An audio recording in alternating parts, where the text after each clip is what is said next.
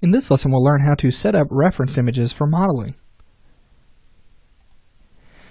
Alright, so to get started, in 3ds Max I like to create reference images using geometry.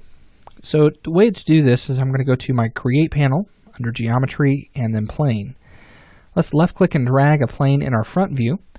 And it doesn't matter what size or where it's positioned at this point. We're going to go ahead and we're going to type in some values to get this exactly the way that we want it. So I'm going to right click to end that creation process and go to my Modify panel. And let's change our length and width from 130 to 200. So we'll do that on both. There we go. And I'm going to take my length and width segments from 4 down to 1. And let's go ahead and reset its position. So I'm going to go to my Move tool, and I'm going to set my X to 0, and I'm going to set my Z to 100. And what that's going to do is it's going to place my plane right on top of that grid. Okay. Now the reason that I used 100 is because the height of our plane is set to 200. Okay, the length. So we wanted to do it half of that, so that way it's sitting right on top there. So now let's go ahead and create 2 more copies of this really quickly. I'm going to hold down, or I'm going to hit E on the keyboard to go to my Rotate tool. Okay, and let's go ahead and hold down Shift and rotate that 90 degrees. And we're going to make that a copy and hit OK. Now I have my angle snap on, so that's the way that I'm able to rotate and get exactly 90 degrees. Let's rotate one more time, holding down Shift in the Y direction, 90 degrees. And this is going to be our top plane. Now at this point I'm going to go ahead and grab these individual planes, and I'm going to move those back to separate them. So I'm going to take this one back in the Y direction, so we're going to do positive 100. And then this one, we're going to take it 100 in the X. And then this one, we're going to set the Z to 0. So here we have our 3 reference images, our planes. Let's select those, and I'm going to change their color from blue to black because it's a little less distracting.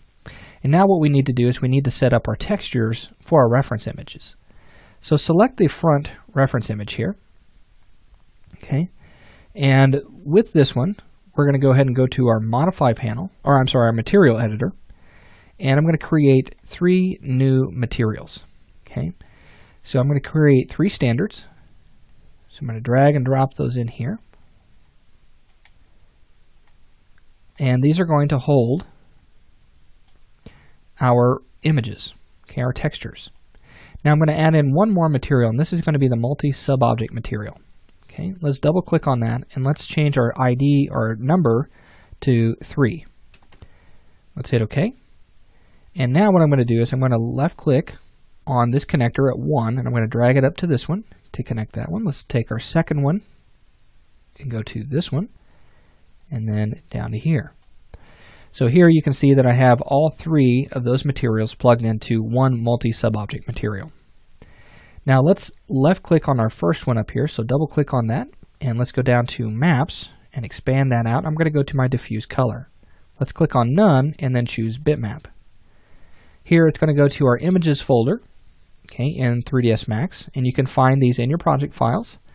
And we're going to use the profile reference for this one, and I'm going to hit Open. Okay, so now I have that one in there. And with this material selected, we want to go ahead and hit Show Shaded Material in Viewport, so that way it shows our map. Okay. Let's go to our next one, and let's do the same thing. Now I'm going to actually hit this shortcut, and it's going to bring up that bitmap. I'm going to double click on that, and this one I'm going to use the front reference image. So double click on that, and that's been placed in there. And let's make sure we show shaded material in viewport. And let's do on our standard, let's make sure that we did that one in here as well. So let's double click on that one. There we go. We have our show shaded. There we go. There we go. So now you should see this red mark on the material itself. Now finally, let's go to our last one. And on this one, I'm going to left click and hold on my diffuse color and drag out a connector. And then go to Bitmap. And then this one we're going to use Top. Okay, so I've just shown you 3 different ways of adding maps to a material. Alright, so now that we have that, let's make sure we have Show Shaded Material in Viewport. And now we want to go to our multi-sub-object material. You can see all of those materials are reflecting. And there we go. So now let's go ahead and let's take this material and apply it to all of our objects in the scene. So I'm going to select everything in here. Let's go to our material editor and simply hit Assign. So now if we look in our perspective, if I hit Alt-W, you'll see that we have the profile image showing up on all of our reference images. So to switch that to the correct images, what I need to do is select this object. And actually, let's select all of them. Let's right-click and convert them to Editable Poly. And then let's select this object, and we're going to go to Polygon Mode. Select that polygon. And I need to change its material ID from 1. As you can see here, this is the ID of 1, so that's showing the profile reference image. And let's switch it to 2. Let's take this one along the bottom, and let's switch it to 3. Alright, there we go. Now you'll notice that my reference image for my top view is facing the wrong direction. I need all of them to face one single direction here. So let's select this object and rotate it 90 degrees. Now that I have those, let's select all of them. We're going to go to Edit and Group, and I'm going to call this Reference Images.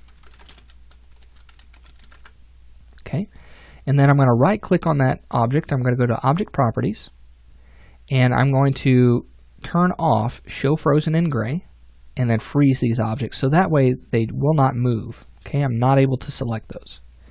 So now that we've selected and set up our reference images, in our next lesson what we're going to do is we're going to come in and we're going to start to model out the body or the shell of our RC car. So I'll see you then.